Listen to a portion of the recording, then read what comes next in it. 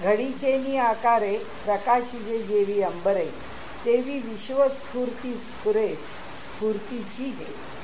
आता एका स्फूर्ती शब्दावरती पुष्कळ प्रकारांनी कोटी म्हणा, वेगवेगळ्या अर्थाने म्हणा. इथे घडीचेनी घडीयेचेनी आकारे अंबरे वस्त्र. अंबर म्हणजे भगवान श्रीकृष्णांचा द्रौपदीला वस्त्र पुरवण्याच्या अवताराला अंबर अवतार असं म्हणतात, की भगवंतांनी हा वस्त्र अवतार अंबर अवतार धारण केला द्रौपदीची लाज राखण्याकरता. हो, पीतांबर. हां, आणि मूळ संस्कृत शब्द आहे हां अंबर हा. तर अंबर म्हणजे वस्त्र आणि प्रकाशिजे म्हणजे उलगडतं. दोन प्रकारांनी अर्थ केला जातो. जरा काय आहे ह्या म्हणजे एकूणच चांगदेव 65वर अनेकांनी अनेक प्रकारांनी निरूपण केले. मधुकर अष्टीकरांनी विज्ञाननिष्ठ भूमिकेमधून काही मांडतो आहे ह्या भावनेनी त्यांचं निरूपण आहे. आणखीन कोणाची निरूपणं वेगळी वेगळी आहेत. यामध्ये एकांनी निरूपण केलं आहे तर प्रत्येक त्यांनी वापरलेल्या प्राकृत शब्दाकरता मूळ संस्कृत अर्थ शोधून काढला आहे आणि शब्द शोधून काढला आहे किंवा धातू शोधून काढला आहे आणि त्या मूळ संस्कृत धातूंनी त्याचा अर्थ काय उलगडतो किंवा त्याचा अर्थ काय होतो अशा एका दिशेने या विषयाकडे पाहिलं. बाकी वारकरी संप्रदायामध्ये त्यांच्या साधारणपणे विचार सागर किंवा वृत्ती प्रभाकर हे त्यांचे वारकरी संप्रदायांचे दोन अत्यंत ज्याला आपण प्रमाणभूत ग्रंथ म्हणू, स्टँडर्ड, की ज्या दोन ग्रंथाच्या आधाराने सगळं तत्त्वज्ञान वारकरी संप्रदायात सांगितलं जातं. तो एक ग्रंथ आहे वृत्ती प्रभाकर आणि दुसरा ग्रंथ आहे विचार सागर. या दोन ग्रंथांच्या आधाराने तत्त्वज्ञान जातं. मग आता त्या पद्धतीने ते तत्त्वज्ञान मांडतात, त्या पद्धतीने तो विषय ते पुढे नेतात. आता सध्या आपण पाहिलं तर वारकरी संप्रदायामध्ये ज्या प्रकारांनी कीर्तनकार किंवा प्रवचन, त्यांच्याकडे प्रवचन हा प्रकार नाहीच आहे, कीर्तन हाच प्रकार आहे जास्त. वारकरी कीर्तन ज्या प्रकारांनी होतं, प्रवचन करत नाही तसं नाही, वारकरी संप्रदायात प्रवचनाला बसत नाही तसं नाही, पण अधिक कीर्तन परंपरा जास्त लोकांच्यामध्ये रुजलेली आहे.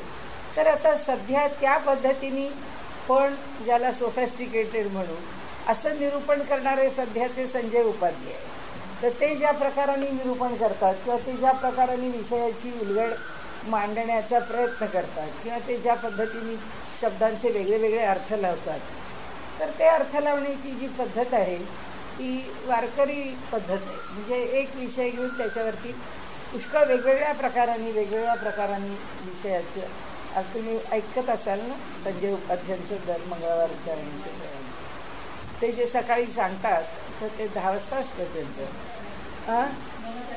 मन करारे प्रसंग. तर तिथे आपण ऐकताना बघतो की आता एक आम पब्लिकला एक आवाहन आहे त्याच्यामध्ये आणि ती जी अनुसरलेली पद्धत आहे ती प्रवचनांची, पण त्याच्यावरती विचार मांडणीची जी पद्धत आहे ती वारकरी संप्रदायाची. पण तत्त्वज्ञान सोडून नये, तत्त्वज्ञानाला धरून वारकरी संप्रदायाची पद्धत आहे असं नाही. ते सामान्य विषय सामान्य पद्धतीने उलगडतात, पण ज्या पद्धतीने ते उलगडतात ती उलगडण्याची पद्धत जी आहे ती वारकरी आहे. तर सांगायचा हेतू असा की ह्या चांगदेव 65वरती अनेक लोक अनेक प्रकारांनी निरूपण करत असतात आणि केलेलं आहे. मधुकर अष्टीकरांचं निरूपणसुद्धा पुष्कळ लोकांनी भावतं म्हणून ते निरूपण पण आधाराला घेतलेलं आहे. अशा प्रकारे अनेक निरूपणांच्या आधाराने विषय मांडला जातो.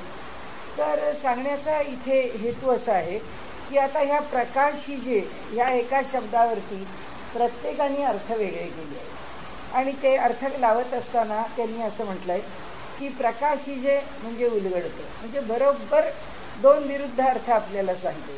आता त्यात हा दासगणू महाराजांचा अर्थ तर आपण पाहणारच आहे. तर त्याच्यामध्ये तेवी विश्वस्फूर्ती स्फुरे स्फूर्तीची हे, म्हणजे आता विश्वस्फूर्ती किंवा स्फूर्ती विश्व असा शब्द घेऊन लोकांनी त्याच्यावरती पण कोटी केली आहे आणि किंवा सोडवताना त्याच्यावरती पण अर्थ वेगवेगळ्या प्रकारांनी आरोपित केले. आता इथे साधा विषय काय, आपण हे सगळं बाजूला ठेवून देऊ. आधी साधा त्याचा अर्थ पाहू. म्हणजे घडी चेनी आकार आहे, म्हणजे एखाद्या रुमालाची घडी आहे, ती घडी पाहिली की आपण काय म्हणतो, हा रुमाल लेडीज आहे, हा रुमाल जेंट्स आहे. कशावरून म्हणतो, त्या घडीचेनी आकार आहे. आपल्याला माहिती आहे लेडीज रुमालाची घडी किती होते, आपल्यासमोर जर कपडे असले तर साडीची घडी काय आहे, कोटाची घडी काय आहे, पायजाम्याची घडी काय आहे आपल्याला कळते. त्या घडीवरून आपण ते वस्त्र काय आहे ते समजतो. हा एक अर्थ झाला. घडीचेनी आकारे प्रकाशिजे, प्रकाशिजे प्रकट होतं. प्रकाशिजे जेवी अंबरे, ज्याप्रमाणे वस्त्र हे प्रकट होतं त्या घडीच्या आकारामधून आम्हाला त्या वस्त्राचं स्वरूप कळतं, असं त्यांनी इथे म्हटलेलं आहे. तेवी त्याचप्रमाणे विश्वस्फूर्ती.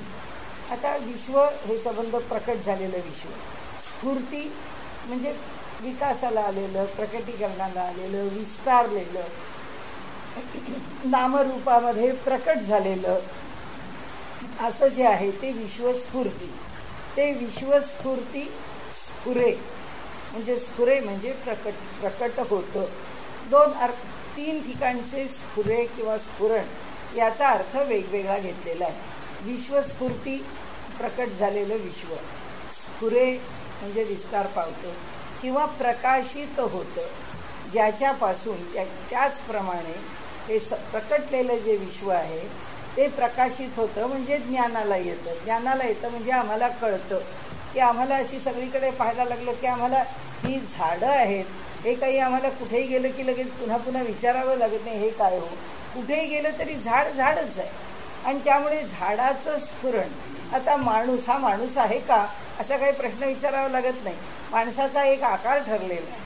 त्यामुळे ह्या गावातून त्या गावात गेलं की आपण जसा भूभाग बघतो, इथे कसं आहे, पाणी कुठे आहे, झाडं झुडं कशी, इथले रस्ते कसे आहेत, घराची बांधणी कशी आहे, लोकांचं बोलणं कसं आहे, खानपान पद्धती काय आहे, हे सगळं का बघतो ते थोडं भिन्न भिन्न काही ना काहीतरी तिथे प्रकट होतं.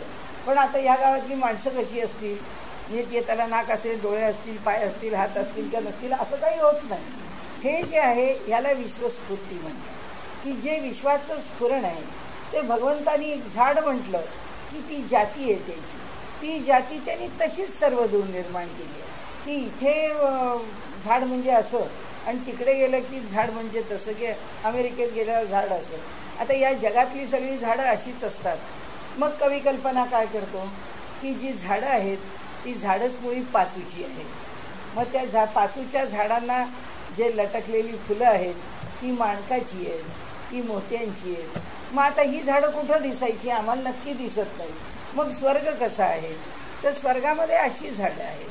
स्वर्गामध्ये किंवा याच्या कल्पनेमध्ये असं झाड आहे, कल्पनेमध्ये अशी सृष्टी आहे, कल्पनेतल्या व्यक्ती अशा आहेत, निसर्ग असा आहे, जगण्याची पद्धती अशी आहे. या कल्पनेमध्ये मग मनुष्य याच विश्वात पण आपली सृष्टी, आपल्या कल्पनेची सृष्टी निर्माण करतो. समर्थांनी या सृष्टीचे 8 प्रकार दासबोधामध्ये सांगितलेले.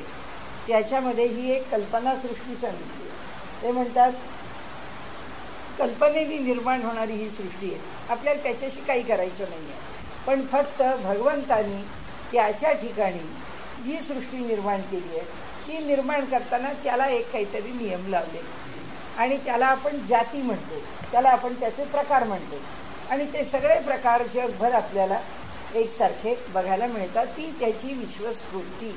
हे जग निर्माण करण्याच्या मागचं नामरूपात्मक जगाचे जे काही वेगळे वेगळे प्रकार म्हणून भगवंतानी त्याच्या दृष्टीने निर्माण केलेत सृष्टीत, ती विश्वस्फूर्ती. आता ती विश्वस्फूर्ती झाली, हे त्यांनी निर्माण केलं किंवा निर्माण करण्याची संकल्पना झाली किंवा हे चित्र सृष्टी म्हणून उभं राहिलं. असं हे चित्र जर नुसतं उभं राहिलं असतं म्हणजे स्तब्ध, स्टँड स्टील झालं असतं आणि असं स्टीलला आलं असतं तर हे विश्व पुढं चाललंच नसतं. पण मग ते काय होतं, पुन्हा स्फुरे म्हणून दुसरा स्फुरे. म्हणजे तो स्फुरे काय सांगतो, हे असं एकदा निर्माण केलं म्हणजे आम्ही गणपती एकदा निर्माण केला तर आपल्याला त्याचं कौतुक आहे की हा 500 वर्षापूर्वीचा गणपती आहे. कोल्हापूरच्या अंबाबाईचा इतिहास आपल्याला हजारो वर्षांचा माहिती आहे आणि ज्यामधल्या काळामध्ये मुसलमानी आमदानीमध्ये त्या देवीची प्रतिमा जेव्हा नष्ट होण्याची वेळ आली त्यावेळी ती देवी लपवून ठेवून दिलेली होती आणि ती लपवून ठेवून दिलेली देवीसुद्धा पुन्हा तिच्या स्थानावरती स्थानपन्न होऊन सुद्धा 1000 वर्षांचा काळ निघून गेलेला. त्यानंतर सुद्धा दीर्घ काळ गेलेला आहे. पुन्हा मधल्या काळामध्ये जेव्हा अडचणी आल्या तेव्हाही तिला पुन्हा लपवून ठेवली होती त्यानंतर पुन्हा ती जागेवर आली, त्यालाही 500-700 वर्ष होऊन गेली. म्हणजे ज्या ज्या वेळी म्हणून त्या देवतांच्यावरती अडचणी आल्या, आता आपण त्या लपवल्या म्हणजे इथे मला विषय त्यांना लपवलं बाहेर काढलं असं सांगायचं नाही आहे. पण परमात्म्याने हे जे दृश्य जगत निर्माण केलं, हे दृश्य जगत एकदा निर्माण करून तसंच ठेवलं असतं तर त्या दृश्य जगताचं काय झालं असतं? काहीच झालं नसतं. किंवा ते तसं नुसतं निर्माण करून एखादं चित्र ठेवल्यासारखं जर ते राहिलं असतं तर त्याचा काहीच उपयोग नव्हता. आणि त्यामुळे ते निर्माण झालेल्या जगताला सातत्याने गती आहे. आणि ती गती कशाची आहे? बघणारा आणि दृश्य या माध्यमातून आहे. मग आता हे जगत जे निर्माण केलं आहे त्याचा हेतू काय? की हे कुणाच्या तरी उपभोगार्थ आहे. म्हणजे आपल्याला हे सगळं बघायला मिळावं याकरता आत्ता आपण हे सारखे इथे जमतो आहोत, बसतो आहोत. ऋणानुबंध आहे आपला स्थानाचा. आपण अनेक वर्ष इथे येतो आहोत, पाहतो आहोत. आता समजा असा मधला काहीतरी काळ आला की ज्या काळामध्ये आपल्याला महिनाभर किंवा 1.5 महिना किंवा 2 महिने आपल्याला इथे यायला नाही मिळाले, की मग आपल्याला वाटतं हो असं वाटतं की एकदा तेव्हा तिथे जाऊ आणि पुन्हा एकदा ते सगळं आपला क्लास केव्हा एकदा बघू. म्हणजे काय आहे? त्या दृश्याची उपभोगार्थता असं त्यांनी म्हटलंय की ते दृश्य उपभोगण्याविषयी आपल्या अंतःकरणातली लालसा. ही लालसा हा विषय सोडा, पण त्या दृश्याचं प्रयोजन काय? प्रयोजन हेच आहे की ते दृश्य जे निर्माण केलं आहे ते उपभोगार्थ निर्माण केलेलं आहे. की उपभोगाकरता निर्माण झालेलं असल्यामुळे त्याला उपभोग घेणारा कुणीतरी पाहिजे. म्हणजे नुसता छापाच्या गणपतीसारखे नाही. आता तुलनेने आपल्याला का बोलले की ही मूर्ती 2500 वर्षापूर्वीची आहे म्हटलं की त्याचं आम्हाला कौतुक आहे. का तर 2500 वर्षाची पुरातन मूर्ती आहे, ती जतन केलेली आहे, तिचं महत्त्व आम्हाला अधिक आहे. पण हे विश्व जर 1,00,000 वर्ष जरी असं नुसतं चित्रासारखं राहिलं असतं तरी त्या विश्वाचं काय कौतुक होतं? पण नुसतं निर्माण केलेलं आणि अशा पुतळ्यांच्या सारखं स्तब्ध राहिलेलं विश्व हे उपयोगाला येणारं विश्व नाही. ते विश्वाच्या निर्मितीचं प्रयोजन पण नाही. मग विश्वाच्या निर्मितीचं प्रयोजन काय आहे? तर विश्वाच्या निर्मितीचं प्रयोजन हा द्रष्टा आहे. त्या द्रष्ट्यांनी त्याचा उपभोग घेतला पाहिजे. म्हणून हे कसं आहे? स्फुरे म्हणजे पुन्हा काय? विस्तारत राहतो, विस्तार होत राहतो. हे निर्माण केलं तिथं नाही थांबलं, हे निर्माण केलं त्याच्यापासून विस्तारत राहिलं. मग ते विस्तारत राहण्याकरता काय नियम लावला? उत्पत्ती, स्थिती आणि लय हाच नियम लावला की ते जन्माला घालायचं, ते उत्तम प्रकाराने टिकवायचं आणि हळूहळू त्याचा ऱ्हास व्हायचा. आणि म्हणून आपल्याही जीवनामध्ये येणारे हे जे उत्पत्ती, स्थिती, लयाचे टप्पे आहेत ते माणसाला योग्य प्रकाराने सांभाळता यायला पाहिजे. वृद्धावस्था आली की त्याची दगदग करून चालणार नाही. कारण ठीक आहे, ह्या जगाचा नियम आहे, आता असंच जायचं आहे. म्हणजे एकदा उत्पत्तीपासून ते लयापर्यंतचा प्रवास जर प्रत्येकालाच करायचा आहे तर त्याचे आपण कुठे अपवाद आहोत? कोणीच अपवाद नाही आहे. तर प्रत्येकाला त्या मार्गाने जायचं आहे. त्या मार्गाने का जायचं आहे? त्याचं कारण असं की भगवंतानी हे विश्वच असं निर्माण केलं आहे की ते निर्माण करताना एक निश्चित काही योजना केली आहे. आणि म्हणून 84 लक्ष योनी निर्माण केल्या आहेत, पंचमहाभूतं निर्माण केली आहेत, असे डोंगर, दर्या, अग्नी, अशा विविध वस्तू, धातू हे सगळं त्यांनी निर्माण केलं. आणि हे सगळं आम्हाला सर्व काळ पुरलं पाहिजे याच्याकरता त्याच्यातच सोय केली. त्यांनी जे निर्माण केलं त्याच्यातूनच की भूकंप झाले की सगळं गडप होतं. त्या गडप होण्यामधून अनेक गोष्टी निर्माण होतात. त्याच्यातून पुन्हा सोनं निर्माण होतं, त्यातनं पुन्हा खनिज निर्माण होतात, त्यातनं पुन्हा धातू निर्माण होतो, त्यातनं कोळसा निर्माण होतो, त्यातनं पुन्हा त्या दबलेल्या स्थितीमधून पेट्रोल, डिझेल ह्यासारखी द्रव्य निर्माण होतात. म्हणजे हे सगळं निर्माण करण्याकरता या सृष्टीला त्याने नियम लावून दिला. हे हजारो लाखो वर्ष आहे की ज्या लाखो वर्षाच्या काळामध्ये हे निर्माण होत राहील. पण भगवंत निर्माण करतो आणि त्याच्याकरता तर ब्रह्मदेवाला दिवस आहे आणि रात्र आहे. ब्रह्मदेवाची रात्र झाली की पुन्हा सगळी सृष्टी तिच्या मूळ इक्विलिब्रियमला, तिच्या समतोलाला येते. आणि मग पुन्हा आपल्याला भरपूर खनिज संपत्ती, मग आपल्याला भरपूर या पृथ्वीवरती जे काही आम्हाला वापरण्याकरता किंवा त्यांनी जे निर्माण केलं आहे ते सगळं त्याच्या उत्तम स्थिती, म्हणजे हवा आहे, ऋतू आहेत, सगळं सगळं जे काही आहे त्याची रेलचेल आहे, त्याची संपन्नता आहे. मग हळूहळू हळूहळू आम्ही काळाप्रमाणे या कलियुगाच्या टोकाटोकाला जायला लागलो की सगळं कमी व्हायला लागतं. आणि मग किती भविष्यपुराणातलं जे वर्णन केलेलं आहे की अगदी एवढी एवढीशी माणसं होती आणि ती काय 5 वर्ष 2 वर्ष 7 वर्ष जगतील, काय हवं ते लिहिलं आहे त्याच्यामध्ये. म्हणजे माहीत नाही आपल्याला हे सगळं असं कधी होणार आहे. पण अगदी खूपच मनुष्याचा संकोच होत होत आता आपल्याकडे म्हणजे ते अमृतमध्ये आलं म्हणूनच आपण विश्वास ठेवायचा. एकेकाळच्या अमृतमध्ये म्हणजे तो काळ सुद्धा सांगते साधारण 66-67चा काळ, त्यावेळेच्या अमृतमध्ये त्यांनी असं लिहिलेलं होतं की उत्खननामधून त्यांना जे हाडाचे सांगाडे सापडले मनुष्याच्या, तो एक एक मनुष्य म्हणजे स्त्री शरीर आहे, देह आहे, ती स्त्रीची उंची 36 फूट आहे आणि पुरुषाची उंची 40-42 फूट आहे. एवढे लोक म्हणजे जे प्रचंड सापडले. कालाचं मापन करता हे सापडलेले जे सांगाडे आहेत त्या सांगाड्यावरून हा त्रेतायुगाचा काळ येतो. आणि ते म्हणतात हे रामकालातले सांगाडे, म्हणजे त्या स्त्रीचा एक डोळा 1-1 फूट लांबीचा डोळा आहे, 1.25 फूट, एवढे मोठे मोठे, म्हणजे तेवढी मोठी प्रचंड माणसं होती. आता त्याची जर कल्पना केली तर आता आपण अगदी त्याचं मिनिएचरच आहोत, अगदीच एवढे आहोत त्याच्या पुढे. आता आपल्याही पुढे जर कदाचित असं होणार असेल तर ह्या सगळा सृष्टीचा जो नियम आहे आपलं चाललंय कशाच्या संदर्भात, विश्व स्फुरे स्फुरे, ती जी स्फूर्ती आहे ते जे स्फुरणं आहे, तर इथं विश्वस्फूर्ती स्फुरे म्हणजे विश्वाचं स्फुरण, विश्व स्फुरे त्याचं स्फुरण होतं. ते कोणाकडे होतं, ईश्वराच्या संकल्पात होतं. तो फक्त संकल्प करतो आणि विश्वाचं स्फुरण करतो. विश्वाचं स्फुरण केल्यावर पुढे काय होत राहतं, तर ती विश्वस्फूर्ती जी आहे, 2 प्रकारांनी शब्द वळवला आहे. स्फूर्ती विश्व म्हणजे ईश्वराला स्फुरलेलं विश्व म्हणून स्फूर्ती विश्व किंवा विश्वस्फूर्ती असा शब्द इथे मुळात वापरलेला आहे. कोणत्याही प्रकारांनी शब्द घेतला तरी त्याचा अर्थ काही फार बदलत नाही. तर म्हणाले विश्वस्फूर्ती जी ही आहे, स्फुरण पावलेलं विश्व आहे, ते तिथे थांबणार नाही म्हणून स्फुरे, म्हणून ते विस्तार पावत जातं. मग ते विस्तार पावत असताना त्याच्या नैसर्गिक नियमांमध्ये अपरिवर्तनीय नियमांच्या बरोबर काही परिवर्तनीय नियम आहेत. कारण ते परिवर्तनीय नियम कसे आम्ही निर्माण करत जातो, ते आम्ही जर आमच्याकडे चांगल्या प्रकारचं कर्म करत राहिलो आणि या देहाला सांभाळत राहिलो तर हा देह आम्हाला अधिक काळ चांगला कार्यक्षम बघायला मिळेल, त्याची आयुर्मर्यादा वाढलेली बघायला मिळेल.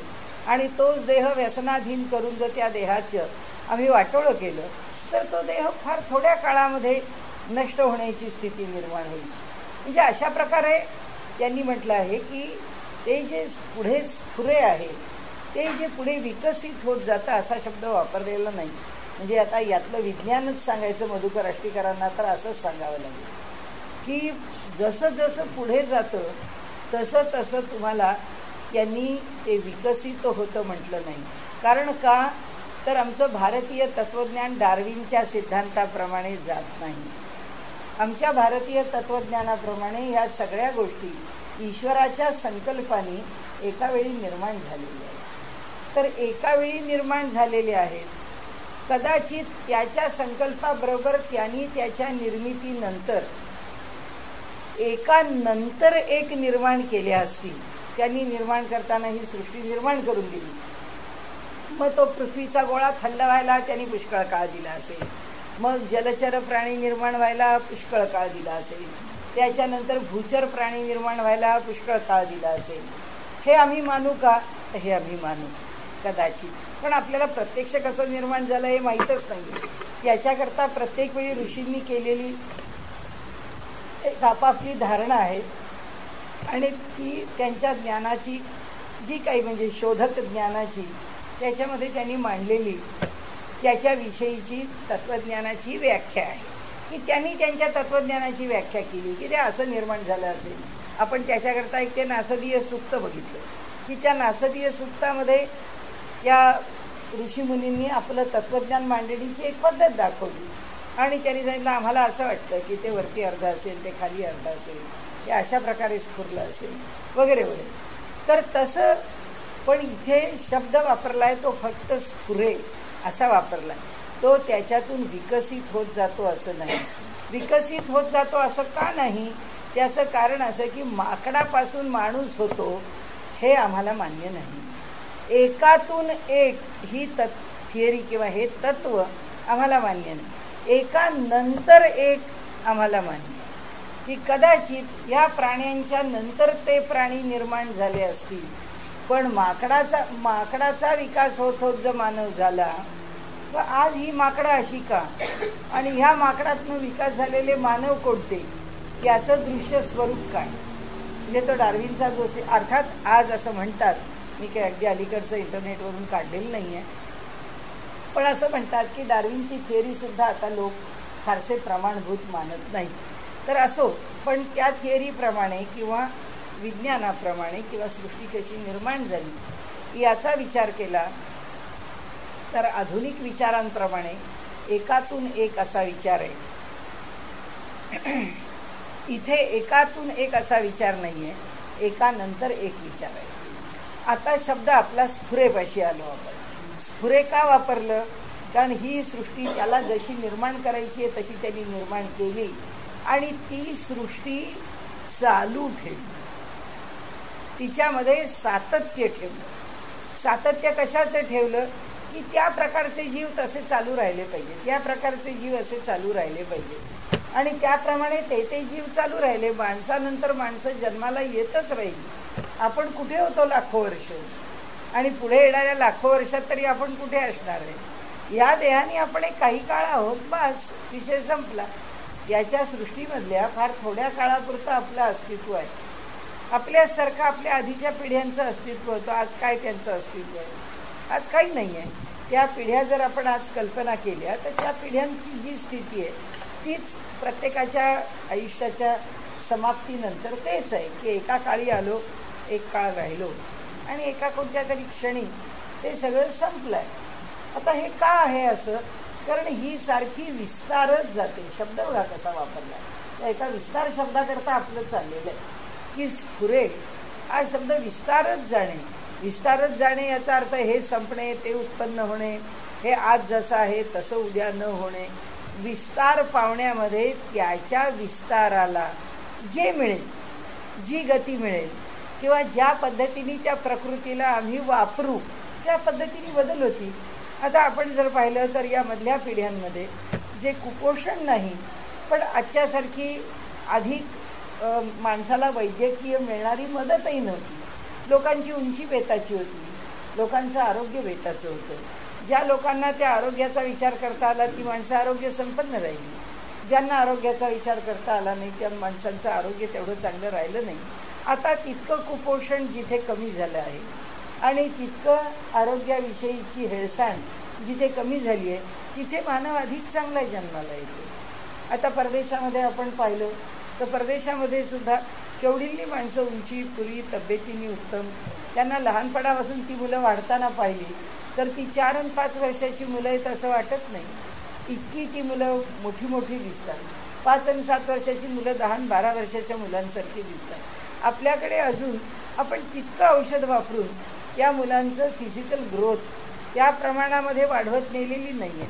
आपल्याकडची आणखीन एक काही माहीत नाही आपल्याला काय सुधारणा होत जाणार आहे आणि आपण कोणत्या दिशेने जाणार आहोत.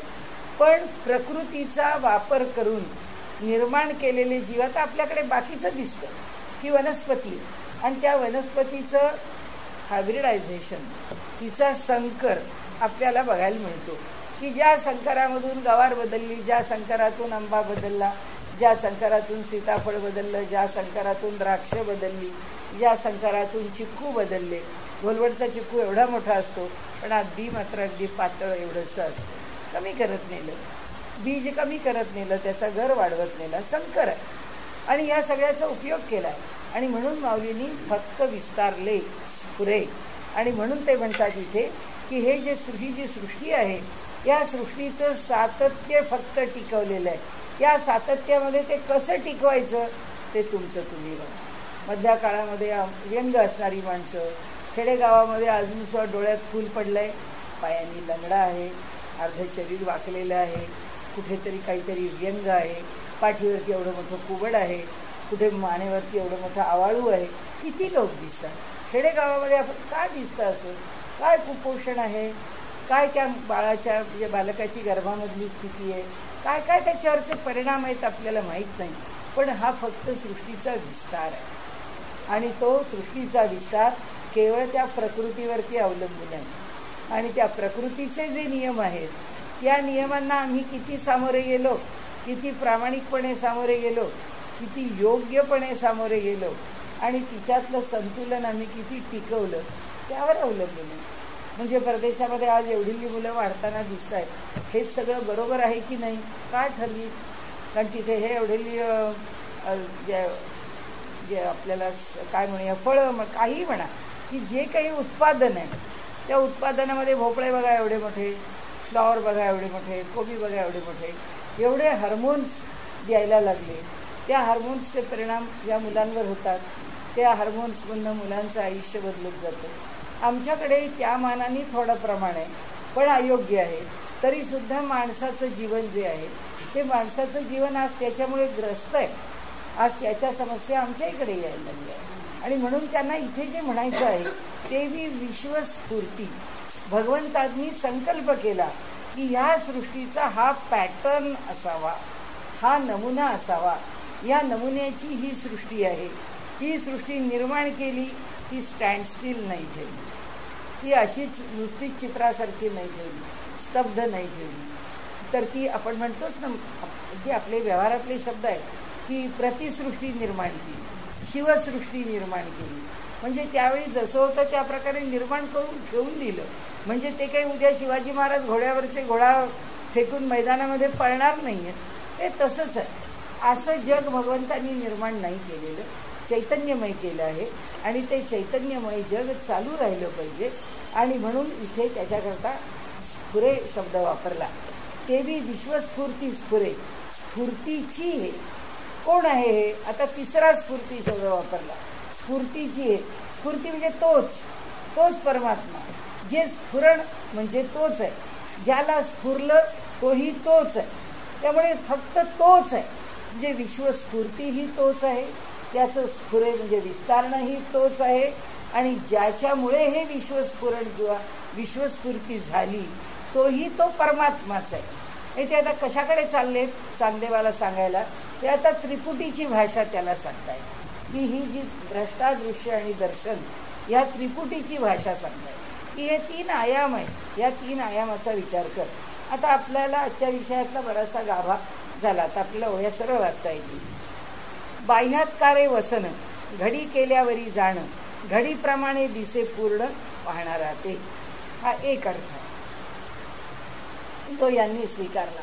त्यांनी सांगितलं ज्याची घडी पाहिली, आपण मगाशी म्हणत जर रुमालाची घडी पाहिली, पायजाम्याची घडी पाहिली, साडीची घडी पाहिली, टॉवेलची घडी पाहिली, पंचाची घडी पाहिली. घडी पाहिल्यानंतर हा पंचा केवढा असावा आपल्याला कळतं, त्याची जाडी, त्याची रुंदी, त्या घडीचा आकार. तर ते म्हणतात की त्या घडीच्या आकारावरून त्या वसनाचं म्हणजे त्या वस्त्राचं आम्हाला ज्ञान होतं. तर दुसरा अर्थ करणारा काय सांगतो, घडीचेनी आकारे प्रकाशिजे, म्हणजे जेव्हा प्रकाशिजे म्हणजे उलगडीजे, म्हणजे जेव्हा ती घडी घातलेलं जे काही त्या आकारातलं वस्त्र आहे त्या वस्त्राला उलगडलं की आम्हाला ते वस्त्र काय आहे ते कळतं. दोन्ही अर्थ बरोबर आहेत का? दोन्ही अर्थ बरोबर आहेत. कारण घडीच्या आकारावरून वस्त्र कळतं म्हणजे नामरूपावरून त्याची जाती कळते आम्हाला की हे नामरूप आहे. म्हणजे हा म्हणून म्हटलं की कुठल्या गावात गेला की आता इथे माणूस प्राणी कुठे आपल्याला शोधला पाहिजे, असं काही करावं लागेल. सगळी माणसं सगळे सारखेच आहे. त्यामुळे त्यांनी निर्माण करताना तो एक छाप निर्माण केलेला आहे. म्हणजे आपल्याला एक नक्की माहिती आहे, घडीच्या आकारामध्ये ते काय आहे याचं ज्ञान आहे. हा माणूस आहे म्हणजे याला माणुसकी आहे, हा माणूस आहे म्हणजे हा रागवणार आहे, हा माणूस आहे म्हणजे आदरच वगैरे वगैरे सगळं एका माणसाच्या व्याख्येबरोबर जे जे येतं ते सगळं त्या ठिकाणी आहे. म्हणून घडीमध्येच त्या घडीच्याच आकाराने वस्त्र म्हणजे याचं मूळ काय आहे आम्हाला कळलं. गाय बघितली त्याकडून पाहू ही गाय ना, ही संकरित गाय आहे, ही गाय फ्रिजन आहे, नाही तर होस्टन आहे, ही गाय काही आपली गावरान गाय नाही, एक गाय पाहिली की लगेच गावरानही कळते आम्हाला. म्हणजे आम्हाला वस्त्र कशावरून कळतं? घडीवरून कळतं. म्हणजे आम्ही पाहिलेल्या प्राण्यावरून तो पोपट पाहिला, पंचरंगी पोपट आहे, की अरे हा पोपट इथला आहे का कुठला आहे? आमच्याकडे फक्त हिरवा पोपट, लाल चोच एवढं आम्हाला माहिती आहे. त्या हिरव्या रंगात थोडा इकडे तिकडे एक दोन काही छटा असतील तर. पण ह्याच्या ठिकाणी एवढे 5-5 रंग कसे? म्हणजे हा या देशातला का दुसऱ्या देशातून आला? म्हणजे त्याच्यावरून, त्या वस्तूवरून आम्हाला त्याचं जे मूळ आहे ते लक्षात येतं. हा एक अर्थ. दुसरा अर्थ की ती जी घडी आहे ती घडी आम्ही उलगडली. ती घडी उलगडली की वस्त्र मोकळं झालं. ते वस्त्र मोकळं झालं म्हणजे आम्हाला विश्वाचं ज्ञान झालं. म्हणजे ज्यावेळी आम्ही त्या घडीवर विश्व पाहत नाही, आम्ही ती घडी उलगडून विश्व पाहतो. म्हणजे आता माणूस आहे, मग हा माणूस काय आहे? काही नाही, पंचमहाभूत आहेत, दुसरं काय, आणि त्रिगुण आहे. त्या त्रिगुणाच्या ज्या ज्या ठिकाणी असणाऱ्या ज्या ज्या संमिश्रण आहेत त्या त्या संमिश्रणावरती अवलंबून आहे. डोळ्यांची आग होते, मग काय या माणसाच्या ठिकाणी डोळे निर्माण होताना त्या तवगुणाचा काही प्रभाव आहे? आले ना, पंचमहाभूतांचे प्रभाव आहे, त्या त्रिगुणांचे प्रभाव आहे. मनुष्याच्या ठिकाणी कुणाचं पोट नबळं असतं, कुणाचा हात दुखावलेला असतो, जन्मजात तो हात मुळातच दुर्बल असतो. अनेक गोष्टी मनुष्याच्या ठिकाणी काही ना काहीतरी जाणवतात त्याला, की अरे आपलं पोट एवढं बरं नाही, अरे आपले डोळे इतके बरे नाहीत, आपल्याला जागरण केलं तर सोसत नाही, डोळ्यांना कुठं झाली ही त्या पंचमहाभूताशी निगडीत आहे. मग ही निगडीत असलेली पंचमहाभूतात्मक त्रिगुणात्मक ही जी उलगडलेली वस्त्राची घडी आहे, ती उलगडलेली घडी आम्हाला काय शिकवते? आम्हाला त्याची बायोलॉजी शिकवते, आम्हाला त्याचं म्हणजे मेडिकल ज्ञान देते, म्हणजे वैद्यकीय ज्ञान त्याच्यावरून मिळतं. त्याची पुरी ॲनाटॉमी देते की त्या माणसात, कारण आम्हाला कळलं कुठून? माणसाच्या देहाचं विच्छेदन करून कळलं. माणसाच्या देहाचं विच्छेदन माणसाने आधी नाही केलं, आधी त्यांनी बेडूकच कापला किंवा आधी छोटे छोटे उंदीरच घेतले आणि त्या उंदरांना कापलं आणि त्याच्यावरून काय सिस्टीम्स आहेत शरीरामध्ये, काय काय संस्था कार्य करतात ते जाणून घेतलं आणि त्याच्यावरून माणसाचा देह काय जाणला. म्हणजे काय केलं? वस्त्राची घडी उलगडली आणि घडी उलगडली तेव्हा काय निर्माण झालं? आमची सगळी भौतिकशास्त्र निर्माण झाली, अनेक शास्त्र निर्माण झाली त्या वस्त्राच्या घडी उलगडण्याने. त्या नामरूपाच्या मागे घडी उलगडत तर ते डिस्कवरी चॅनल चाललं आहे. सगळी आमची ॲनिमल प्लॅनेट कशावरती आहे? घडी उलगडणं आहे वस्त्राची. की काय आहे त्याच्या मागे ते प्रत्येक रहस्य जाणून घेणं. आणि मग आम्ही विश्वाला जाणतो का? हो जाणतो. मग आता ते सांगतात घडीचे नि आकारे, हा दुसरा अर्थ झाला. प्रकाशिजे जेवी अंबरे, ज्याप्रमाणे वस्त्राची घडी पाहिली असता आम्हाला त्या वस्त्राचं ज्ञान होतं, म्हणजे नामरूपाकडे पाहिलं असता त्याच्या मागची जाती किंवा त्याचं स्वरूप आमच्या लक्षात येतं. म्हणजे वाघ पाहिलेला असताना मनात शेळीचं चित्र धरून कुणी वाघाला वागणूक देत नाही, आणि त्याला वाघाला वाघच्याकडे व्यवहार करताना वाघ आहे हे जाणूनच करावी लागते. त्यामुळे वस्त्राचं ज्ञान आम्हाला होतंच त्याची घडी पाहिल्यानंतर. वाघ पाहिला की त्याचे गुण आम्हाला कळतात, त्याची मूळ जाती कशा करताय? वाघ हा वनाचं रक्षण करण्याकरता आहे, तो वनामधला मोठा शूर प्राणी आहे वगैरे वगैरे सगळं काय. मग त्याला कशा करता भगवंतानी कोणत्या गुणांनी निर्माण केलं वगैरे, एक अर्थ. दुसरा अर्थ की आम्हाला जेव्हा नामरूपात्मक वाघ बघायला मिळाला तेव्हा त्या वाघाची जी जाणकारी घ्यायची आहे तिथे काय केलं? वस्त्राची घडी उलगडली तेव्हा काय झालं? त्या वस्त्राची घडी उलगडल्यानंतर आता वाघाचे जीन्स कसे असतात, कशामुळे हे वाघाला वाघपण येतं, वाघाच्या वाघपणा, मग काय त्याची ताकद आहे, मग काय त्याची सिस्टीम आहे, मग त्याच्या पोटामध्ये असणारे जे रस आहेत, मग त्याच्या पोटातलं हायड्रोक्लोरिक ॲसिड काय काय पचवतं, काय काय त्याचं जे चूर्ण करतं, द्रव्य करतं, पचवतं शरीरामध्ये, त्याच्याशी सात्य करून घेतं वगैरे वगैरे. हे सगळं ज्ञान आम्हाला वस्त्र उलगडलं तरी होतं. अनेकांनी अनेक प्रकारांनी अर्थ लावले तर, पण या दोन अर्थाच्या बाहेर कोणी जात नाही. आता तिसरं, तेवी विश्वस्फूर्ती स्फुरे. स्फूर्तीची हे कन्क्लुजन काय, त्याचा निष्कर्ष काय, हा केवळ परमात्माचं आहे. स्फूर्तीची, हे फक्त स्फूर्तीच चकाराने आपल्याला सांगितलं, हे दुसरं काही नाही. तुम्ही हे इथे पुष्कळ शब्दांचे खेळ खेळत बसा तासभर, पण म्हणाले शेवटी तुम्हाला निष्कर्ष एकच आहे की हे सगळं काय जडजंबाट तुम्ही बोलत राहता, त्यातला निष्कर्ष काय, तर फक्त एकटा तो परमात्माच आहे. तो परमात्मा आता कशा कशाच्या रूपाने प्रकट झाला, तो परमात्मा आता ह्या विश्वाच्या नामरूपाने प्रकट झाला. तोच परमात्मा हे जे सगळं विश्व विस्तारत आहे त्या पातळीवरती विस्तारही तोच परमात्मा करतो आहे, त्या विस्तारातही तोच आहे. म्हणजे सगळं काही आहे ते तोच आहे. इथे एवढंच सांगितलं. आता आपण पुढचं वाचू. बाह्यात तारे वसन, घडी केल्यावरी जाणं, घडीप्रमाणे दिसे पूर्ण पाहणारा ते, तेवी परब्रह्माची स्वयंस्फूर्ती, विश्वाकारे निश्चिती, घडीप्रमाणे प्रत्यय येती, काही न या पलीकडे. अर्थ काय लावला यांनी, घडी म्हणून लावला, घडी उलगडायला नाही सांगितली. आता घडी तेही वस्त्र, वस्त्र तेही वस्त्र, विकारवशे नाम मात्र, घडी हे वस्त्रा प्राप्त झाले. म्हणजे काल आपण बोललो तसं की दागिना सुद्धा सोनंच, सोनं सुद्धा सोनंच, दागिन्याच्या रूपात असलं तरी सोनं, सोन्याच्या रूपात असलं तरी सोनं. आता हे दोन पर्याय दिले. त्याच्यानंतर घडीची या ठाई, वस्त्राविण काहीच नाही, तीच आहे नवलाई ब्रह्म आणि जगाची. बस आपल्याला एक सिद्धांत सांगून टाकला की जसं घडीच्या ठिकाणी वस्त्राशिवाय काही नाही, तसंच या जगामध्ये ब्रह्माशिवाय दुसरं काही नाही. घडी हे जगत, आत्मा हा वस्त्र सत्य, घडीची या आकाराप्रत वस्त्रची आले. घडी हे जग आहे आणि म्हणून ज्ञानेश्वरीमध्ये अनेक ठिकाणी त्यांनी हा दृष्टांत वापरला आहे की दुकान आहे वस्त्राचं आणि त्या वस्त्राच्या दुकानामधला दुकानदार जो आहे ती वस्त्राची घडी घेतो आणि समोरच्या गिऱ्हाईकाला ती वस्त्राची घडी उलगडून दाखवतो. मग ती उलगडून दाखवल्यावर त्याला वस्त्राचं ज्ञान होतं. की आपल्याला पण दुकानदार सांगतो ना, हो बाई आपण अहो उगीच कशाला उलगडता, आवडलं तर उलगडा, नाही तर तसंच आहे. अहो ते उलगडल्याशिवाय तुम्हाला कळणार नाही, त्याचा रंग कळणार नाही आणि तेवढ्यावर थांबत नाही, ते पुन्हा उलगडतो पुरतं, ते नेसवून दाखवतो. त्याला पुष्कळ म्हणजे आपलं जे वस्त्र आहे ते किती आकर्षक आहे, त्याची आकर्षकता प्रत्ययाला आणण्याकरता जे जे केलं जातं ते ते तो करत राहतो. तसं ते म्हणतात की घडीची या ठाई, वस्त्राविण काहीच नाही, तीच आहे नवलाई ब्रह्म आणि जगाची.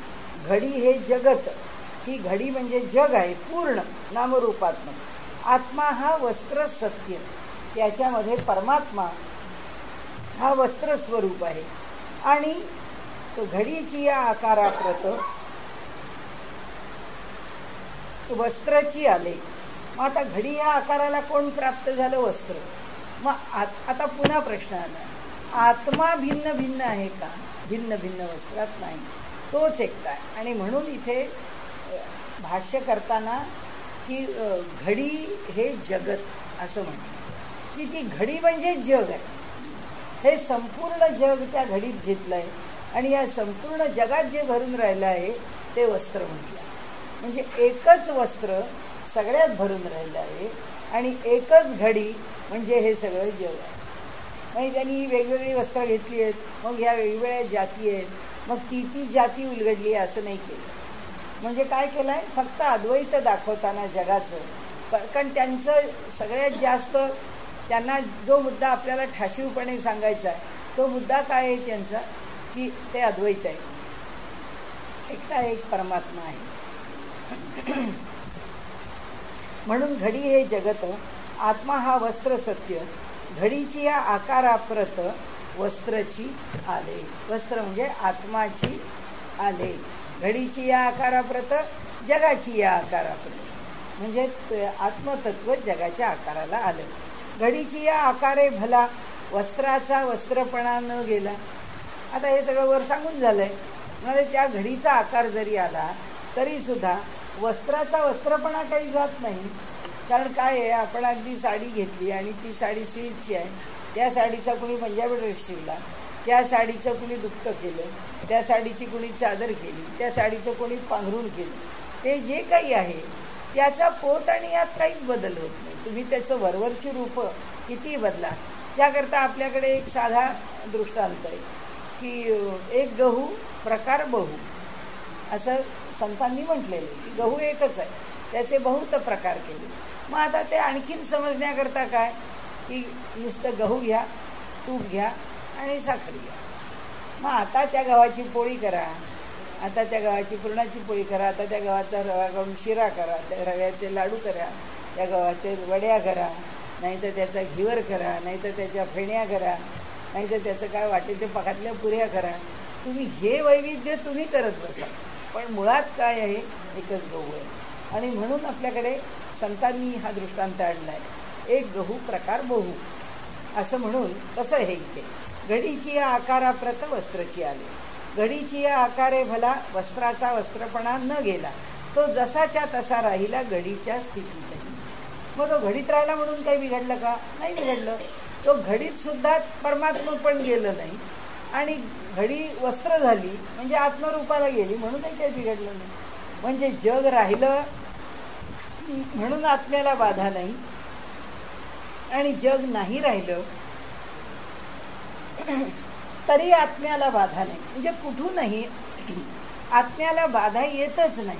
ते कोणत्याही रूपात असलं तरी आत्मतत्व आत्मच आहे. कोणत्याही रूपात म्हणजे जगत रूपात असलं तरी आत्मतत्वच आहे, आत्मा रूपात असलं तरी आत्मतत्वच आहे. मग आपण सुरुवातीला कोणती प्रार्थना म्हणतो बघा, ओम पूर्णमद पूर्णमिदं पूर्णात पूर्ण उदच्यते पूर्णस्य पूर्णम आदाय पूर्णमेवावशिष्यते. म्हणजे हेही पूर्ण आहे, तेही पूर्ण आहे.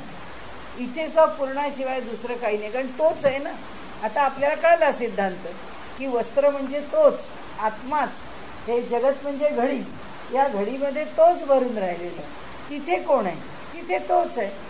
आता पूर्णस्य पूर्णमादाय, त्या पूर्णातून जर पूर्ण काढून घेतलं की नाही, तो तिकडे आहे आणि हे जग इकडे आहे. या जगाकरता आम्ही त्यालाच काढून इथे आणलं किंवा तोच काढून इथे आला आणि या जगाच्या रूपाने नटला. काय झालं? पूर्णमेवावशिष्यते, पूर्ण शिल्लक राहतो. त्या पूर्णामध्ये काही फरक होत नाही, कारण त्याला काही वेगळं व्हावं लागत नाही. मग काय वेगळं होतं? आम्हाला दिलेली जी अज्ञानाची चादर आहे त्या चादरीला डोळे आलेले आहेत. कारण आम्हाला दृष्टी कुठली आली? आम्ही द्रष्टा कुठून झालो? त्या अविद्येच्या चादरीमध्ये आलो म्हणून द्रष्टे झालो, आणि द्रष्टे झालो म्हणून हे आम्हाला वेगळं दिसायला. आता त्यांना सांगायचा विषय कोणता आपल्याला की हे वेगळे पण कुठपर्यंत आहे? जोपर्यंत अज्ञानाची चादर आमच्यावर घातलेली आहे तोपर्यंत. ही चादर बाहेर गेली की त्या व्यक्तीला आता काही वेगळे पण दिसत नाही. आता फक्त जरा भरभर जाऊ. ते लिंपता सुख दुःख येणे आकारे क्षोभोनी नावेक, होय आपण या सन्मुख आपणची जो. कारण आपण आता या सगळ्याच्या संकल्पना सोडवल्या. न लिंपता म्हणाले की लिंपणे म्हणजे व्यापक होत जाणे, न लिंपता म्हणजे न त्याला जोडलं जाता. सुख दुःख किंवा लेप पावणे, दोन्ही अर्थ त्यांनी घेतलेले. की जे न लिंपता सुख दुःख म्हणजे सुखदुःखाचा लेप न लागता, ज्याला लागत नाही असा. येणे आकारे, आकाराच्या रूपामध्ये. शोभोनी म्हणजे शोभून, म्हणजे शोभ म्हणजे स्फोट करून. इथे आता कोणती थिअरी सांगितली त्यांनी आपल्याला? स्फोटाची. जगाच्या उत्पत्तीच्या ठिकाणी स्फोटाचं तत्वज्ञान सांगितलं. म्हणजे या ठिकाणी कोलिजन नाही, ह्याच्या ठिकाणी प्रत्यक्ष स्फोट आहे. हां, त्याच्यामध्ये त्याच्यातून निर्माण होणं, उद्घाटन होणं.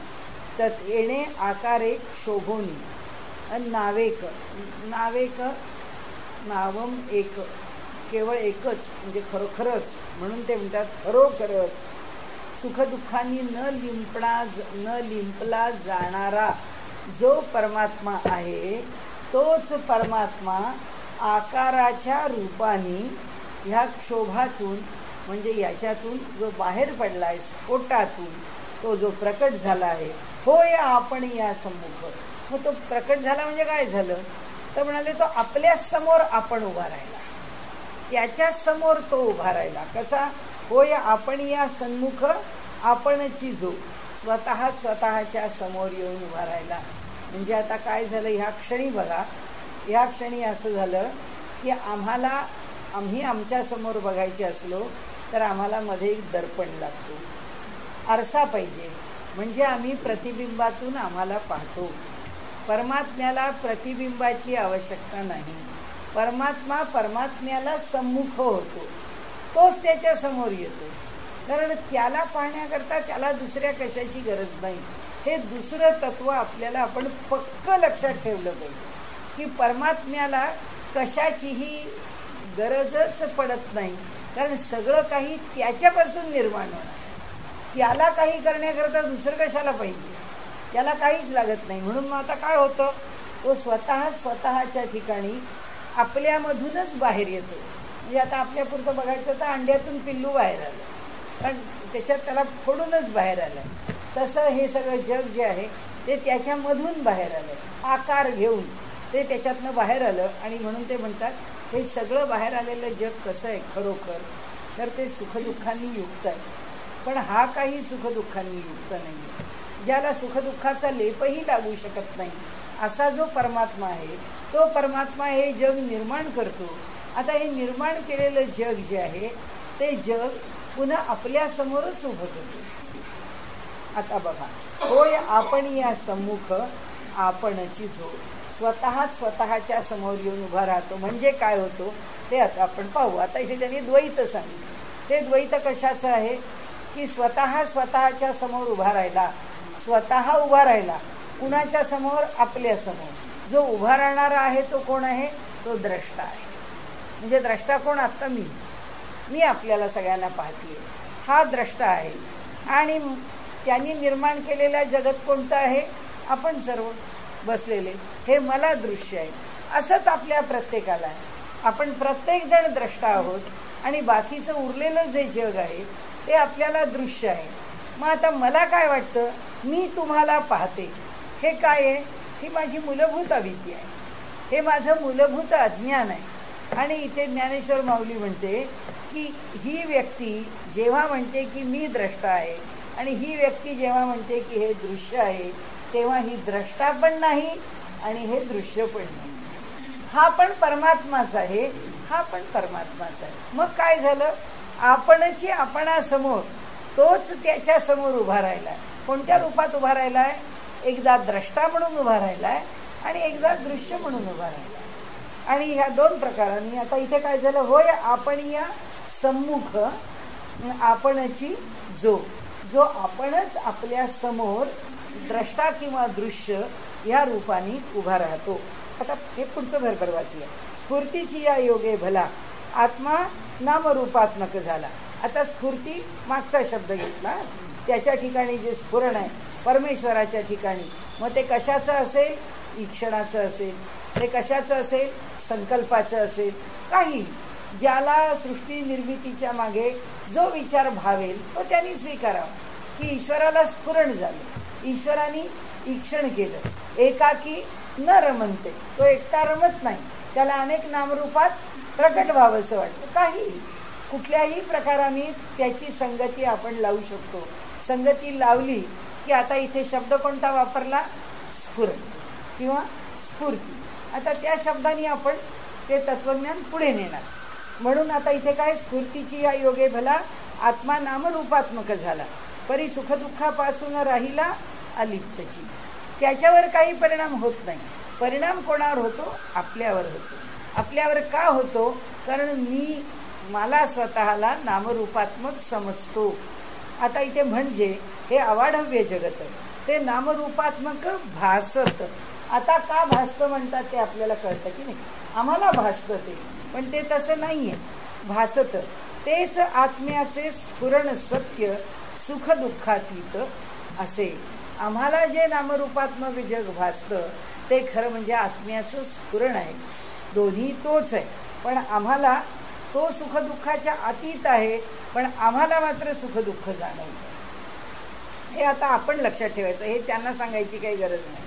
म्हणून त्या आत्म्याची या ठाई सुखदुःख हे मुळीच नाही. सुखदुःख ही कल्पना पाही, कल्पनेने भासलेले. आता ही कल्पना आहे, सुख ही कल्पना आहे, दुःख ही पण कल्पनाच आहे. सुख तेही भ्रामक, दुःख तेही भ्रामक, भ्रमावीण तेथे देख आन काही असे ना, फक्त भ्रम. म्हणून समर्थांनी म्हटलं ईश्वर भ्रम, मी भ्रम, तू भ्रम आणि साधना हाही भ्रम. जोपर्यंत भ्रमामध्ये आहोत तोपर्यंत हे सगळं भ्रमात्मकच आहे हे जग. आणि म्हणून ते पुढे म्हणतात की मानण्याची क्रिया सापेक्ष धर्मा वाचून या, न घडत असे जगिया केव्हाही. सापेक्षता पाहिजे, रिलेटिव्ह टर्म पाहिजे. हा मनुष्य खूप गोरा आहे, अहो पण काळा माणूस समोर पाहिजे, म्हणजे कुठेतरी काळेपण पाहिलं पाहिजे तर गोरा आहे हे दिसतं. हा माणूस खूप उंच आहे, कारण कुणीतरी बुटका मनुष्य आम्ही पाहिला आहे. हा मनुष्य खूप बलवान आहे, कुणीतरी अशक्त मनुष्य आम्ही, दुर्बल मनुष्य आम्ही पाहिला आहे. ही सापेक्षता आहे, ही रिलेटिव्हिटी, ही रिलेटिव्ह टर्म आहे. आणि त्यामुळे सापेक्ष भावाने हे जग पाहतो. म्हणून ही गोष्ट दुःखात्मक आहे आणि ही गोष्ट सुखात्मक आहे हे आम्हाला वाटतं. ते काय आहे? भासतं. हे जग भासतं. या जगातल्या सगळ्या भावना भासतात. म्हणजे माऊलींनी आता त्याला सांगायला सुरुवात केली आहे चांगदेवांना की बाबा रे, हे जे भासात्मक जग आहे ना, ह्याच्या तू बाहेर ये. कारण 1400 वर्ष जगूनही ज्ञान मिळालं नाही आहे आणि अजूनही ज्ञान मिळवण्याकरता जगायचंच आहे, ही धारणा आहेच त्यांच्याकडे. आता ज्ञानेश्वरांच्या इथे आल्यावर त्यांनी पुढे देह सोडलेला, तो भाग सोडून द्या. मानण्याची क्रिया सापेक्ष धर्मा वाचून या, न घडत असे जगिया केव्हाही. म्हणजे सुख हे शब्द उच्चारिता तेथे दुःखाची आहे ऊर्तता. योगी प्रतियोगी तत्वता मुळीच चालती जोडीने. म्हणून आपण पहिल्यापासून अगदी जेव्हा अमृतानुभवाला सुरुवात केली तेव्हापासून आपण एक गोष्ट म्हणतो, भक्त आणि अभक्त, ज्ञानी आणि अज्ञानी यांची एकच पंगत आहे. पंक्ती दोन वेगळ्या नाहीत. कारण याला योगी म्हणायचं आणि त्याला योगयुक्त नाही असं म्हणायचं. परमात्म्याच्या दृष्टीने तो परमात्माच आहे. की आपण म्हणतो की हा मनुष्य हो अगदी मूर्ख माणूस आहे आणि हा माणूस एवढा सज्जन आहे, कसा हो या दोघांची मैत्री झाली. म्हणजे आपल्या बोलण्यामध्ये त्या दोन व्यक्तींमध्ये केलेला आम्ही जो भिन्नतेचा विचार आहे, तो भिन्नतेचा विचार कशातून निर्माण झाला? आम्ही सापेक्षता निर्माण केली. आम्ही त्याच्या ठिकाणी तुलनेला सुरुवात केल्यावर हा शहाणा झाला, तो वेडा झाला. नाही तर मुळामध्ये शहाणा आणि वेडा एकच आहे, त्याच्यात काही फरक नाही आहे. आणि म्हणून संतांना कुणामध्येही कमी जास्त तर तम त्यांच्या दृष्टीला ते दिसतच नाही. म्हणून ते सांगतात की योगी प्रतियोगी तत्वता मुळीच चालती जोडीने, एका वाचून एका प्रत सत्यत्व ते कदा न येत. सत्यभाषणी असत्यभाषणी, असत्यभाषणी असल्याशिवाय सत्यभाषणी या शब्दाला काही अर्थ उरत नाही. आणि म्हणून तिथे फरकही तुकार आहे, तेथं एक अभावी वर्तते. अभावातून ज्ञान करून घेणं आहे की इथे काळेपणाचा अभाव आहे म्हणून तो गोरा आहे आणि तिथे गोरेपणाचा अभाव आहे म्हणून हा काळा आहे. समजून एका अभावातून ज्ञान प्राप्त करून घेणं. पुन्हा एकदा केव्हा तरी तत्वज्ञानाची चर्चा पुढे येईल तेव्हा आपण या अभावाची चर्चा करू की नासतो विद्यते भाव नाभावो विद्यते सत. याच्यामध्ये भाव अभाव जो विचारात घेतलाय त्याच्यापेक्षा आणखीन एक भाव अभावाचं वेगळं सूत्र आहे. आपण बघूया केव्हा तरी येईल तो विषय आपल्याला पुढे. आता आपण पुढे जाऊ. आणि म्हणून त्यांनी इथे सांगितलं फरकही तुका तर आहे तेथे एक अभावी वर्तते. हे अभावातून निर्माण होणारं ज्ञान आहे. एवढं लक्षात ठेवून आपण पुढे जाऊया. सुख स्वरूपा तेव्हाच येते की जेव्हा तेथे दुःख नसते. दिवस त्यालाच म्हणता येते की जेथे रात्र मुळीच नाही. परी या सुख दुःख बोधापून अलिप्त तर आहे आत्मा जाण, किंवा आहे दोन्ही म्हणूया, काही फरक नाही पडत. अलिप्त तर आहे आत्मा जाण ही दोन्ही रूपे आपण तोच होऊन राहत असे. सुखही तोच आहे, दुःखही तोच आहे. म्हणजे आपणच आपल्या समोरी होऊन विषयाची उभारणी करी, परी लिप्त होऊन त्या माझारी तो कदा न चालत असे. त्याचंच अस्तित्व आहे. त्याच्याच अस्तित्वात त्यांनी माया उत्पन्न केली. त्याच मायेच्या माध्यमामधून त्यांनी लोकांना सुख दुःख आनंद, त्याच्यामधून समाधान तृप्ती अदाशीपण लोभ मोह क्रोध कामना अनेक गोष्टी त्याच्यातूनच त्यांनी उभ्या केल्या. आणि त्यांनी ज्या ज्या म्हणून गोष्टी उभ्या केल्या, ही जी सगळी रूपं आहेत ती तोच आहे ना, आता इकडे आणि तिकडे तोच आहे, असं असून सुद्धा ते त्याला स्पर्शत नाही. म्हणून काय आहे, हे सगळं जगत मिथ्या आहे. म्हणून ह्या जगतामध्ये भासात्मक आहे. जे जसं आहे तसं दिसत नाही, म्हणून आभास आहे. म्हणून आभास आहे, म्हणून मिथ्या आहे, असत्य नाही. मिथ्यात्व जे जसं आहे तसं भासत नाही, आणि असत्य जे जसं नाही, हा फरक आहे. जे जसं आहे तसं भासत नाही हे मिथ्यापण आहे जगाचं. म्हणून आचार्य काय म्हणतात, ब्रह्मसत्यं जगन मिथ्या, जीवो ब्रह्मैव ना परहा. साधा सिद्धांत आहे म्हणाले. ब्रह्मच सत्य आहे, जगत मिथ्या आहे, जीव हा ब्रह्मापेक्षा काही वेगळा नाही आहे, पण तो आपण आपल्याला वेगळं समजतो, एवढाच भाग आहे. आता ते पुढे म्हणतात, हे पुढील एक मिनिट मागे आले, म्हणजे आपणच आपल्या समोरी होऊन विषयाची उभारणी करी. आपणच आपल्यासमोर उभा राहतो आणि विषयाची उभारणी करी, विषय उत्पन्न करतो. आंब्याचं झाड दिसलं की मला बरं वाटतं, काटेबाभूळ दिसली की नको वाटते. आलंच ना आपल्याला, की आपणच आपल्या ठिकाणी विषय उत्पन्न करतो, की ह्या झाडाची सावली, आंब्याच्या सावलीत झोपावं किती गार आहे, कडुलिंबाची सावली किती गार आहे, त्या झाडाखाली बसावं त्याला किती त्याच्यात किती आनंद आहे. परिलिप्त होऊन त्या माझारी तो कदा न राहत असेल. त्यांनी इतके गुणधर्म प्रकट केलेत, प्रत्येक ठिकाणी वेगळं. वडाचं वेगळं, पिंपळाचं, सगळ्याला पानं आहेत, सगळ्याची पानं वाऱ्याबरोबर हलतात, पण पिंपळाची सळसळ कोणत्याच झाडाला येईल. कसा नाद आहे त्या पिंपळामध्ये. म्हणजे हे जे निसर्गामध्ये जी भिन्न भिन्नता निर्माण करून ठेवली, निर्माण करणारा तो आहे. ही भिन्न भिन्नता त्यांनी निर्माण केली, पण तो त्यात अडकलेला नाही आहे. आणि म्हणून ते म्हणतात, हे पुढील दृष्टांतावरून येईल तुम्हा कळून, श्री ज्ञानेश्वर धन्य धन्य मेरू अध्यात्म विद्येचे. अध्यात्म विद्येचे मुकुटमणी आहेत. त्यांनी ज्या पद्धतीने सिद्धांत मी म्हटलं ना, की आपली तर धारणा एकच आहे, त्या जगाच्या पाठीवर एवढं मोठं व्यक्तिमत्व जन्माला चाललेलं, एवढा मोठा सिद्धांत सांगणारा पुरुष कुठेही जन्माला आला तरी आपल्याला त्याचा आनंद आहे. पण नाहीच एवढं मोठं व्यक्तिमत्व कुठंच नाही, भारतात नाही, परदेशात नाही, होणंच शक्य नाही. जे काय मांडणी येईल तया नाव दृश्याचे होणे, संवित्ती द्रष्टुत्व आणि जे तेणे, बिंबा बिंबत्व झालेपणे प्रतिबिंबाचे. आता आपण सरळ पुढे वाचत जाऊया. हा दृश्य झाले म्हणून द्रष्ट्याशी आले द्रष्टेपण. आता आपण हा विषय सोडवला. हा दृश्य केव्हा झालं, द्रष्टा झाला म्हणून, त्यामुळे झालं. जेवी प्रतिबिंबाची या करून बिंबाशी आला बिंबपणा. म्हणजे काय, डोळ्यापुढे आणायचं, आरसामध्ये ठेवला, आरसा ठेवला की आमचं प्रतिबिंब पडलं, प्रतिबिंब आलं म्हणून आम्ही बिंब झालो, बिंबाचं प्रतिबिंब. हे कशामुळे झालं, आरशामुळे. तसंच द्रष्ट्याला द्रष्टेपण कशामुळे आलं, समोर दृश्य आहे म्हणून आलं. आता झालं त्याच्या पुढे, म्हणजे बिंबाची प्रतिबिंब झाले, भास स्वरूपे भले, आणि त्या प्रतिबिंबासाठी राहिले आपण होऊन बिंब पहा. साधा व्यवहारातला आपल्यापुरताचा दृष्टांत, भगवंताचा पण घ्यायला नको. कारण आपल्याला प्रतिबिंब दिसलं, आपल्याला कधी आपण एकमेकांना कधी हात मारताना अशी कधी मारली आहे का, की एका कोणाचं नाव घ्यायचं, तुम्हाला माझं नाव घ्यायचं आहे तर कल्याणी बिंब नामजोशी, असं काही कोणी कोणाला म्हणत नाही. म्हणजे आम्ही आता त्यांचं बिंब पाहतो आहोत, प्रतिबिंब नाही. कशा करता म्हणू, काही म्हणायची गरजच नाही. केव्हा म्हणायला लागेल बिंब, जेव्हा प्रतिबिंबाकरता आरसा येईल समोर, म्हणजे ते प्रतिबिंब आहे म्हणून बिंब आहे. तर ते म्हणाले, या बिंबाला बिंब पण केव्हा, जेव्हा समोर प्रतिबिंब उभं राहत आहे तेव्हा.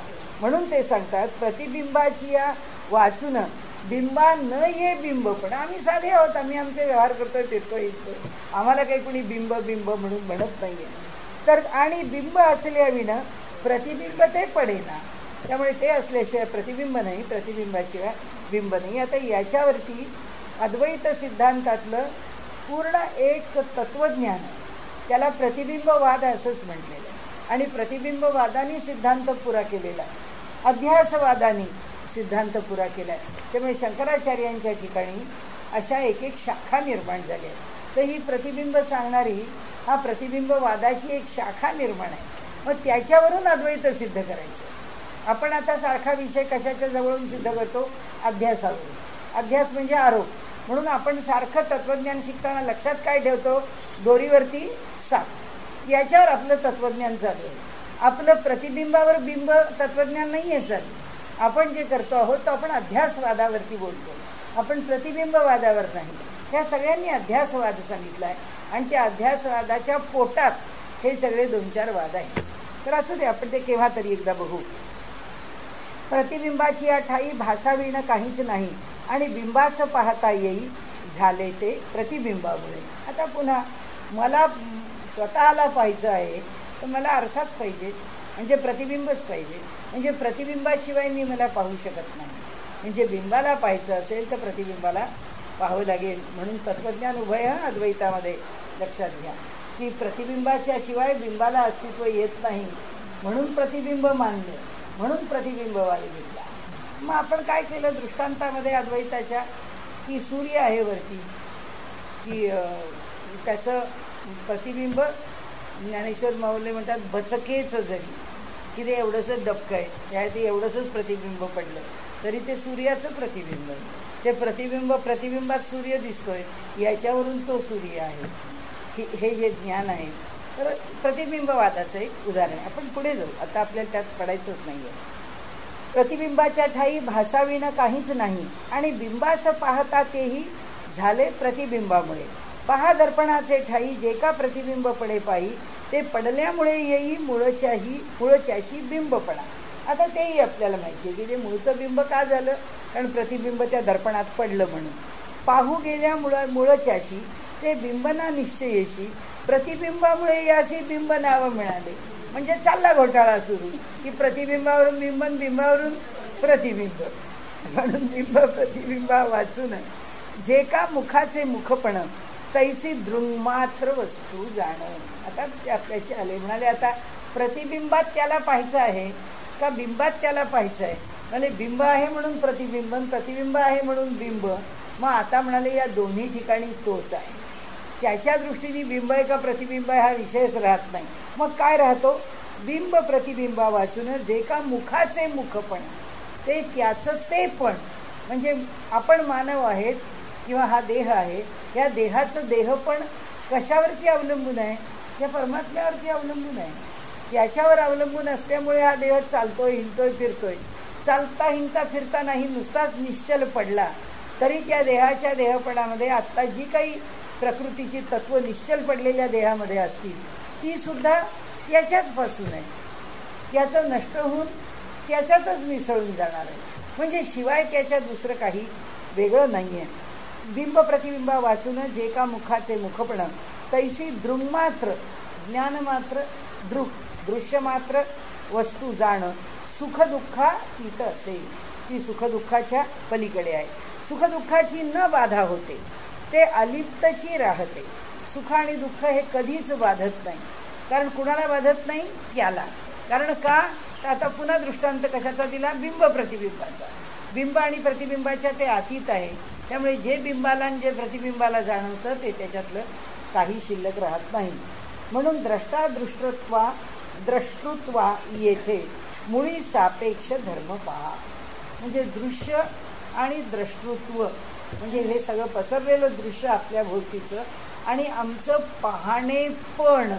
द्रष्टृत्व जसं कर्तृत्व, आम्ही काय कर्म करू शकतो त्याचं जे सामर्थ्य, तसं ह्या दोघांना त्यावेळी ते म्हणतात की ह्या सापेक्ष धर्मामुळेच उत्पत्ती त्यांची झालेली आहे. आणि सापेक्ष धर्म ही उत्थान पावती त्याचेच ठाई म्हणून बाधा होत नाही कदा तया. मग हे सापेक्ष धर्म तरी कुठे उत्पन्न होतात, याच्याच ठिकाणी. बिंब तरी कोण, तोच. प्रतिबिंब तरी कोण, तोच.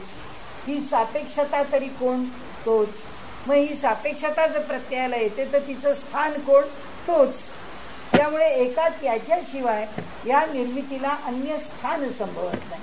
अन्य स्थानावरून हे निर्माण झालं आणि प्रत्ययाला आलं असं होत नाही.